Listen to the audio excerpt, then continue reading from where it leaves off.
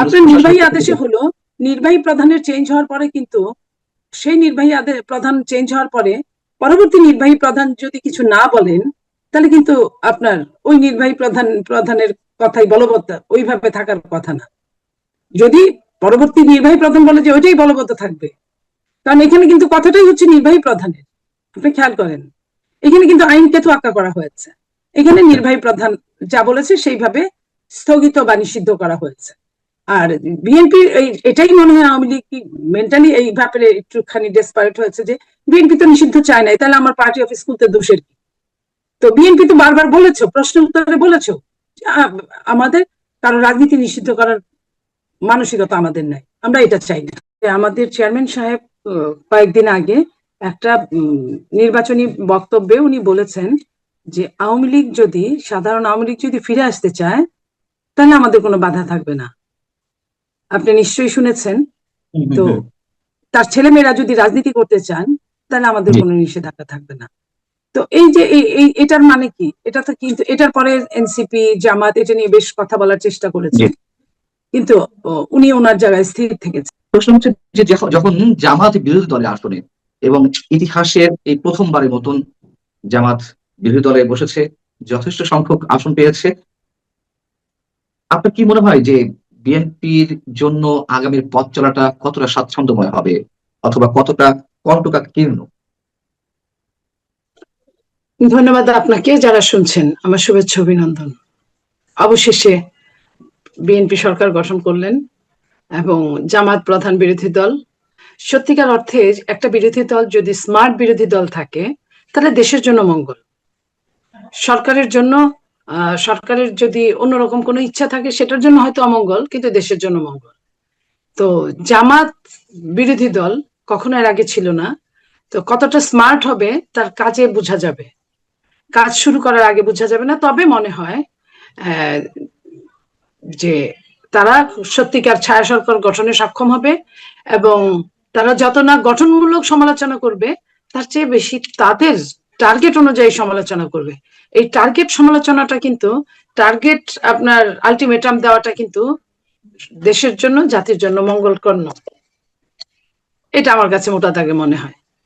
Target সমালোচনা বলতে যদি একটু ব্যাখ্যা করতেন। টার্গেট সমালোচনা জামাতকে উপরে ওঠার জন্য যে কোনো ভাবে মওদুদিবাদকে প্রতিষ্ঠিত করার জন্য, যে কোনো ভাবে তাদের চিন্তাধারার ইসলামকে প্রতিষ্ঠিত করার জন্য, সবার জন্য যে ইসলাম সেই ইসলাম না, তাদের চিন্তাধারা প্রতিষ্ঠিত করার জন্য তারা সর্বোচ্চ আপনার আন্দোলন করবে এবং সর্বোচ্চ সরকারকে বিব্রতকর পরিস্থিতির মুখোমুখি করতে পারে যে কোনো সময়।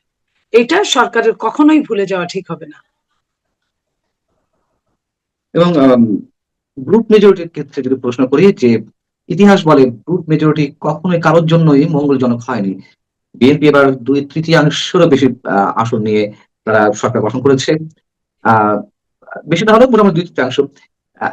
আপনার কি মনে হয় বিএনপির একজন নেত্রী হিসেবে, একজন সাবেক সংসদ সদস্য হিসেবে ইতিহাস কি ফিরে আসবে, নাকি যথেষ্ট সাবধানতার সঙ্গে চলে বিএনপি হয়তো সেই ধরনের আশঙ্কা কাটিয়ে উঠতে পারবে? দেখেন, বিএনপির এখন যিনি কর্ণধার উনি অনেকটা সাফারিং এর মধ্যে দিয়ে ওনার ব্যক্তি জীবন, দলীয় জীবন এবং পারিবারিক জীবনকে অতিবাহিত করেছেন, যেটা চিন্তা করা যায় না।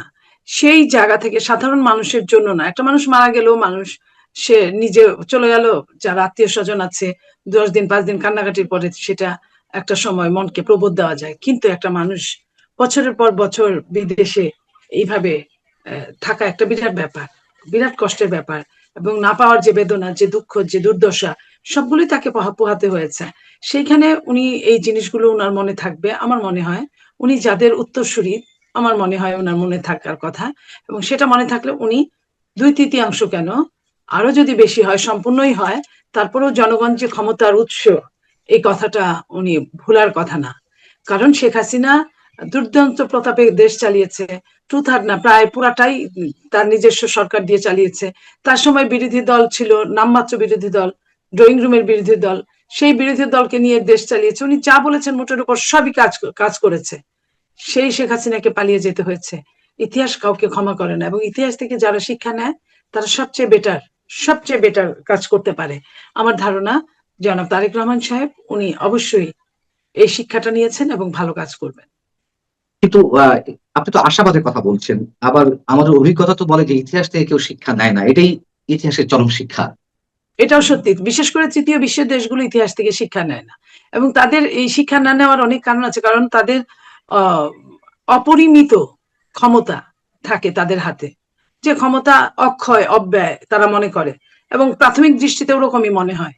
তারপরে যখন ধরে, ওই যে বলেন না যে আল্লাহ ছাড় দেয় ছেড়ে দেন না, তো এই যে ধরে তখন কিন্তু আর ছাড়া পাওয়া যায় না। তো এইটা বুঝতে হবে যে যারা এই জিও পলিটিক্সে হ্যান্ডেলিং করেন, তারা কিন্তু -2 ফর্মুলাকে বাস্তবায়ন করার জন্যই করেছেন, এবং এটার যে কোনো মূল্যে যে কোনো সময় তারা তাদের জিনিসগুলো যাতে একদম সত্যতে পরিণত হয়, এই জন্য কিন্তু তারা যে কোনো পন্থা অবলম্বন করবেন। আমি, আমার কাছে মনে হয় যে এই ইতিহাস থেকে তারা নেন নাই বলেই ইতিহাস তাদেরকে আহ, ছেড়ে দিয়ে ছেড়ে দেন নাই। এবং তারেক রহমান সাহেব যদি ইতিহাসের কাছ থেকে নিশ্চয়ই উনি ভালো কিছু করবেন। না, আমার প্রশ্ন হচ্ছে হ্যাঁ, যে আহ, প্রথমেই সাধারণ মানুষ খানিকটা হলেও ধাক্কা খেয়েছে, খুব বেশি ধাক্কা নয়। দু একজন মন্ত্রী হিসেবে যারা ঢুকেছেন সরকারের, যথেষ্ট বিতর্কিত ব্যক্তি হিসেবেই তারা চিহ্নিত। এবং এই প্রশ্নটা আপনার কাছে করা বিব্রতকর কিনা আমি জানি না। আপনাকে নিয়ে অনেক অনেক ধরনের কথা ভাবছিলেন যে আপনি হয়তো বিশেষ কোনো জায়গায় স্থান অর্জন করে নেবেন বা আপনাকে রাখা হবে। সেই জায়গা থেকে কেউ কেউ হতাশ হয়েছে। আবার ডক্টর খলিলুর রহমান মতো মানুষকে, যিনি চরম বিতর্কিত, বিএনপি যার পদত্যাগ দাবি করেছিল, তাকে পররাষ্ট্র মন্ত্রণালয়ের মতন গুরুত্বপূর্ণ স্থানে নেওয়া হয়েছে। আহ আপনি বিএনপি নেত্রী হিসেবে কি বলবেন, অথবা টক শোতে আপনি একজন বোদ্ধা হিসেবে এর মধ্যে নিজেকে প্রতিষ্ঠিত করেছেন, সেই জায়গা থেকে কি বলবেন? দেখেন, আমি যেটা বলবো সেটা হলো যে খলিল সাহেবকে কেন নেওয়া হলো, এটা আমার কাছে মনে হয় যে এটা লোকালের উপর ডিপেন্ড করে না।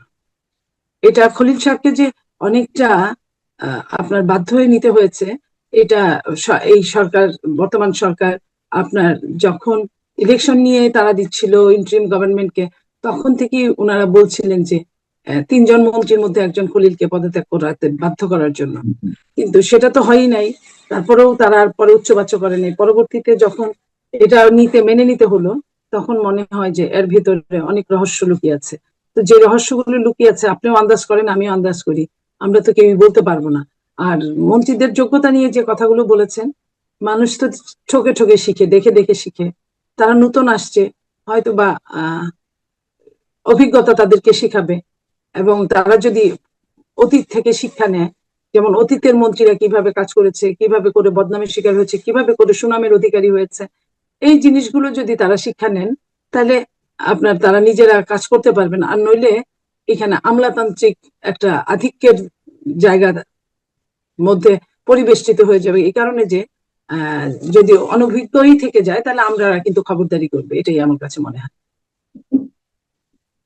আপনার কাছে কি মনে হয় যে বিরোধী দলে জামাত যে বসলো, মানে রাজপথের একজন নেত্রী হিসেবে বা একজন প্রতিষ্ঠিত মানে সাবেক সংসদ সদস্য হিসেবে আওয়ামী লীগ বিরোধী দলে থাকলে বিএনপির জন্য সরকার পরিচালনাটা স্বাচ্ছন্দ্যময় হতো, নাকি জামাত ইসলামী বসেছে, তারা প্রথমবারের মতো বসলেও তাদের রাজনৈতিক কর্মকাণ্ড সম্পর্কে তো নিশ্চয়ই অনেকের ধারণা আছে, সেই জায়গা থেকে যদি কম্পারিজনের এই জায়গাটা নিয়ে আসি, আপনি কি বলবেন কারা আসলে বিরোধী দলে থাকলে ভালো হতো?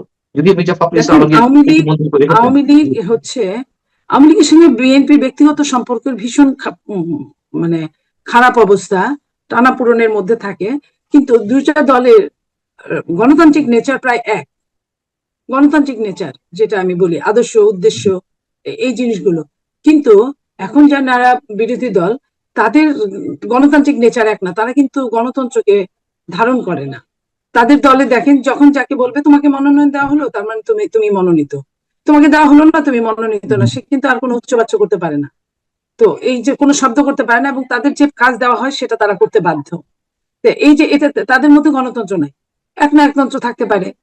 তো আমি স্বৈরতন্ত্রের কথা বলছি না এই কারণে, যদিও তারা নেচারের দিকে অনেকটা এরকম, কিন্তু যেহেতু তারা রাষ্ট্র ক্ষমতার সরাসরি আপনার কাজ করে নাই, তাই আমি এটা বলছি না। আমি বলছি যে তাদের তাদের সঙ্গে আপনার অনেকটা দূরত্ব হলো আপনার আদর্শগত। কিন্তু আওয়ামী লীগের সঙ্গে ওই গণতন্ত্রের আদর্শগত জায়গায় দূরত্ব নেই। সেক্ষেত্রে নিশ্চয়ই মানে অনেকে বিএনপির পক্ষ থেকে অনেকে মন্তব্য যে জামাতের চেয়ে অন্তত বিরোধী দলে আওয়ামী লীগ থাকলে ভালো হতো, এমন মন্তব্য অনেকে করতে শোনা যায়। আপনি কি মানে আপনি কি আপনার বক্তব্যের মধ্যে দিয়ে সেই বিষয়টি বোঝাতে চেয়েছেন? দেখেন, আওয়ামী লীগের সঙ্গে হলে যে কথাটা বললাম, যে এই যে আদর্শগত একটা জায়গা, আরেকটা জিনিস যারা বলে তারা অনেক সময় এই জিনিসটা না বুঝেই বলে। আওয়ামী লীগের সময় দেখেন, আওয়ামী লীগ যখন বিরোধী দল ছিল, অনেক দিন হরতাল ধর্মঘট করেছে, অনেক কিছু ক্ষতি হয়েছে রাষ্ট্রের। বিএনপিও যখন বিরোধী দলে ছিল, তখন বিএনপিও হরতাল অনেক দিন করেছে, অনেক রকম আন্দোলন, রাজপথে অনেক আগুন জ্বলেছে। তখনও কিন্তু গণতন্ত্র শান্তিতে থাকে না। আর এখন একদমই ডিফারেন্ট। এটা কি হবে, যেমন কালকে একটা নতুন নীতিমালার মধ্যে ফেলে দিয়েছিল, বিএনপি যদি ওইখান থেকে উত্তরণ না ঘটাতে পারতো তাহলে কিন্তু ক্ষতি হতো। যে তারা সবাই মিলে সংস্কারের ওই জুলাই সনদে আবার সিগনেচার এমপিরা না করলে তারা শপথ নিবে না। আচ্ছা বলেন, যে আমি আপনি আলাদা আলাদা ফ্যামিলি, আমাদের মধ্যে ইন্টিমেসি আছে, ভালোবাসা আছে, কিন্তু আমি যদি ঘোষণা দেই, আমি পান্না ভাই যদি এই একটা খারাপ কাজ দিয়ে বলি যে আপনি যদি এই কাজটা না করেন আমি খাবো না, তাতে আপনি কি করার আছে আপনি বলেন? আমি খাই বা না খাই, আপনি তো রাষ্ট্রের এগেনস্টে যেতে পারেন না। আমি খাই বা না খাই, আপনি তো আপনার পরিবারের চরম একটা ক্ষতি করতে পারেন না। আপনি আমার জন্য অনুশোচনা করতে পারেন, বাট এখানে আপনার কোনো হাত নেই। আপনার আমার এখানে তো শপথ নেওয়া, আরেকটা তো জীবন মরণ সম্পর্ক সমস্যা। তা আপনি তো জীবন মরণ সমস্যাকে উতরে দিতে পারেন না। এই এই জায়গায় আমি বলবো যে এই জায়গাটা হিসাব করলে তখন মনে হয় যে আওয়ামী লীগ হলে এইরকম হতো না।